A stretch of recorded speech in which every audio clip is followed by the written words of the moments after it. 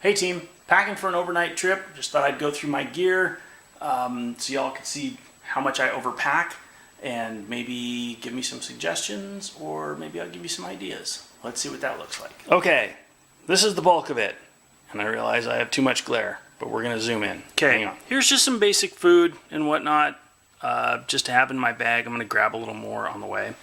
This little guy here, these are these little 4-compartment containers I got, one for each day of the week. They come in a tray. I'm not taking the tray, but to each his own.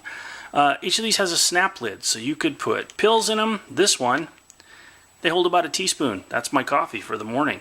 So you could even smear some liquids or some gels. You could put, Vaseline, lip balm, sunscreen, Neosporin or toothpaste even in one of these. So these are pretty cool. You can get these for just dirt cheap, and I like it for coffee because it's exactly about a teaspoon. It's exactly about. Obviously cold soaking. I don't camp with a stove. You probably figured that out. This is the case for my camera, which I'm holding in my hand. The case is not going, but the extra batteries inside are. Phone, ear pods, Petzl headlamp. This is a battery-powered glow stick. You just twist it and it comes on. This is the battery brick and cable. I can recharge my phone about 4 times off of that. This is an iPhone 6S. Right next to that, we have insulated running tights. I may hike in them in the morning. It's supposed to be kind of chilly, but I mostly carry those because I like to sleep in them, and they're not bad to start the day in. Normally I hike in running shorts, and I can put my running shorts on right over those. So, handkerchief, plain old cotton running socks, just mostly for sleeping in again or for in camp. Taking my water filter. I am not drinking the water out of that lake. I don't care how many times I filter it, but I'm taking that anyway. Book. Pack towel. Interesting story. This is actually my gym towel from 7th grade, about 1980.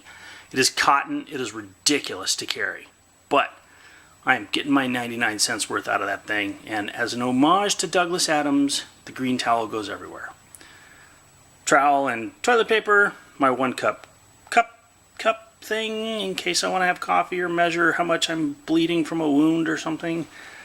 First aid kit, big enough to do surgery. That is my inflatable sleeping pad, which I may or may not take. I haven't decided yet. This is my inflatable pillow, not in the stuff sack.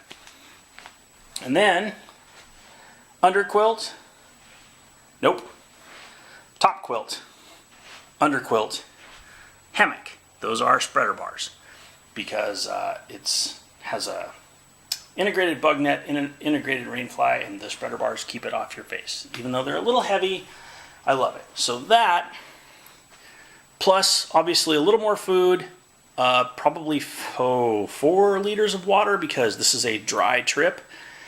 Unless you want to drink the petroleum-filled water from the lake, which I think I'll pass on. So probably 4 liters of water. Hopefully all of that is going to fit in this lovely pack, which already has the world's loudest whistle attached to it. So, oh yeah, that's my work laptop. That's not going. So there it is. I will try and update you from the road, and we'll see how it goes. Okay, a couple of things that have already popped up. This pack is a Camelback Vantage 40. Looks like that. I'm not sure they make this one anymore. It does come with hydration bladder sleeve in the top that's integrated there. I don't use hydration bladders. I'm not a fan of them, just for a lot of reasons. I'd rather just put my water bottles in these big deep pockets. I've got a pocket here for my pack towel, my hammock spreader poles. Inside of this is like my food and stuff I need quickly, headlamp and whatnot, and then under quilt, sleeping pad, hammock. My hammock, which is in a stuff sack and not loose because it's got a million straps and cords and cables and carabiners and craziness on it. I did not buy the simplest hammock in the world. My base weight, not super easy to calculate with a bathroom scale, but I think It's around 14 pounds, which is a tad heavy, but once I throw some water in here, we're looking at still less than 25. So I'm okay with that. Yeah, she's all sealed up pretty good. This does have a waterproof liner in it. It's got that kind of built-in bag liner. It's not supposed to rain. It is supposed to be cold, so we'll see how that goes. I do have a double layer hammock so I can put the sleeping pad in the bottom, but I don't think it's worth the weight, honestly. My sleeping pad's pretty light, but we're already looking at, you know, like I said, getting up 22, 23 pounds. I probably don't need that thing. I'll sleep in under my top quilt. I'll have my under quilt on. I'll try and get out of the wind. It is supposed to be pretty dang windy, but I think if I get far enough up in the trees, I can get some shelter from that. I don't use a tarp because my hammock has an integrated rainfly on it. And I think that also provides some warmth because it goes right over the spreader bars. So we'll see. If you want to look it up, it's a DD super light jungle hammock. I love it. I love it. It's heavy. My sleep system between the two quilts and the hammock is about 8.5 pounds, roughly. So I don't think that's terrible. My sleeping pillow, negligible. I think it weighs like an ounce. My charging brick is, I think it's 12,000, whatever it is they measure, and it will recharge my iPhone about 4 times from 0 to 90% in about an hour, so it's pretty good. It does also have a solar panel on it. That solar panel will take about a week and a half to fill that brick, but if you have the sun on the panel and you plug it into your phone, it basically shoots that sunlight right into your phone and charges it pretty much in real time, although the battery in the brick doesn't store much of it. I should do some more research on that. But anyway, that's where we're at so far. I don't know, it's supposed to get down into the 30s tonight. And I have a whole lot of untested gear. So we're going to see how that goes. But I will keep you posted. So far, so good. It's really warm when the wind quits blowing. I think I'm okay so far. But that remains to be seen. So pretty though, look.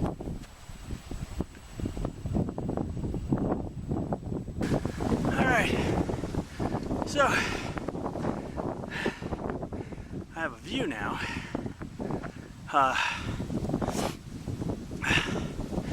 gained all of this elevation in one climb. It is really not warm. Like, whew. I can't seem to get my layers right. You know, if you stop long enough to take off a layer, you're cold enough, you got to put it right back on. And but this trail is great. It's all broken limestone and lots of cedar trees and I don't know, these trees from Texas. I call everything chaparral in Texas, which I'm sure is not accurate. Anyway, good lung buster of a climb, and now we're just cruising. This is looking more like it might be a day trip because I don't know, man. That wind is killing me. Found a place to kind of stop out of the wind, and whew, it's nice. I'll take a second to go through what I'm wearing for my day hike, which is my Merrill No Balance, whatever that's called. It's made by Merrill. It's great. I like them. They're kind of cross-trainer hiker things. There's my pack. My Darn Tough socks. My Bayleaf insulated running shorts. Bayleaf regular running shorts. One Mountain Hardwear shirt. That's this one. This is one of those super wicking, keeps the moisture and the heat off of you shirts, which I find to be a good base layer actually, even though it's kind of chilly today. And then this is my DD Hammocks kind of a poly blend t-shirt thing. I have one of these. This one's made by Mountain Hardwear, not the brand name company you're thinking of. This is the thing, keeps your neck warm. You can do that. You can do this. You can do that. You can do this. And if you have long hair, you can just pull it up and back and keep all that mess out of you. I find it's great to sleep in. since your temperature seems to change a lot during the night. Mine does. It tends to really just change going down. But this, I have my awesome Mountain Hardwear stocking hat. It's reversible. I don't know why you would wear a plain green hat when you could wear this awesomeness. And I have my trekking pole. These trekking poles here, which are awesome. Trekking poles changed my life, literally. Probably extended my hiking career by decades. And I'm sure that my orthopedic surgeon is not thrilled about that. So I'm drying off pretty fast here. Like I said, that wind is, that wind, let me tell you. It's blowing probably 25, 30 down on the flats, and it's only about 50 degrees. It's supposed to be in the 30s tonight. I think this is going to turn into a day hike, but what I will do is get out there, get it set up, pretend that I'm camping, hang out for a bit, and then probably just break down and pack it in. It's only, I don't have any idea what time it is. Yeah, it's noon right now. So it's only about, let's see, I guess about 4 miles from the trailhead. So to be safe, I leave my sunsets around 7, leave around 3. Yeah, I got time. So I will update you later. All right, we are all set up here in our hammock. It is cold and windy. I do not have my rainfly on, but I do have the mosquito net on. Just because I didn't feel like taking it off. Gear bag. I have got my Snug Pack top quilt on me. I got my Snug Pack under blanket beneath me. This is a DD Superlight Jungle Hammock. I do really like this because it has these real high bathtub sides. You can see they're way up above me, so that wind will kind of go over you. Get that under blanket underneath your backside, and I am almost too warm, but it's about 55 degrees. The wind is blowing 21 miles an hour right off the lake and gusting to about 30. So it's, you know, it could be warmer, but that under blanket makes all the difference in the world. Keeps your backside nice and warm, and that wind just kind of gives you a nice little, kind of like your mama rocking you to sleep. But also with that wind, you want to be extra careful when you're choosing your site. You know, normally you check up above you for any dead limbs, any widowmakers, anything that might fall on you in the middle of the night and unceremoniously interrupt your sweet dreams. This kind of wind, you want to look way out around you too, because if a tree over there is tall enough to fall and hit you, that's going to be a problem. So it's been great. It was a good hike. It's nice. That wind it's cruising, but it's kind of going, it's mostly going over the trees. It is rocking me just a little bit, and like I said, that's not a terrible thing. So I'm gonna lay here for just a little bit. I think I'm gonna go ahead and pack it in tonight, though. This storm is supposed to be, I just checked the forecast again, and it's looking even stronger than it was this morning, so probably not the best night to sleep out, just to sleep out. So I want to make sure I leave here with enough time to safely get myself back before it gets dark. But yeah, I'm gonna lay here for a little bit, maybe read my book or take a nap, and it's man, I'll tell you what, this is a really comfortable hammock. I highly recommend it. What else do I need to tell you? Probably nothing. So this is me.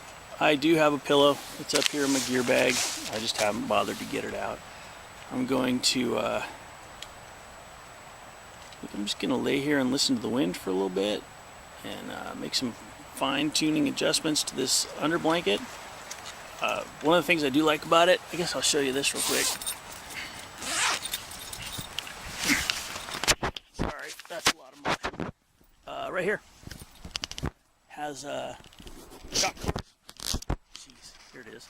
Shock cord drawstring, so you can pull the sides of it up even tighter, or it has these stitched in loops, which in my case, if I just made a little hole right here in my mosquito netting on this side and on that side, I could even tie those two together across me to pull it up even tighter across me. and keep me even warmer. So right now it's not super tight, but it makes all the difference in the world between cold and warm. So yeah, I'm gonna I got a fig bar in here somewhere that might have to, oop, and there goes my knot. So I'm gonna rehang my ridge line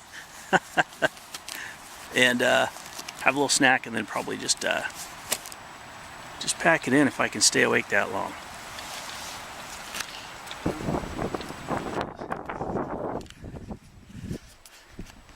So on the way out it was sunny and windy, pretty chilly. Now it's a few hours later, I'm making my way back. And the wind is blowing right in my face. And I have this very exposed crossing that I have to make, which I suspect will be somewhat less comfortable than having the wind at my back. Well, that's fine. If it'll die down like that, we'll be... No, here it comes again. Anyway, had a great time. Good gear test. Got the hammock all kind of tweaked. Made some mistakes, figured them out. That was good. And oh man. Okay, so yeah, here we go.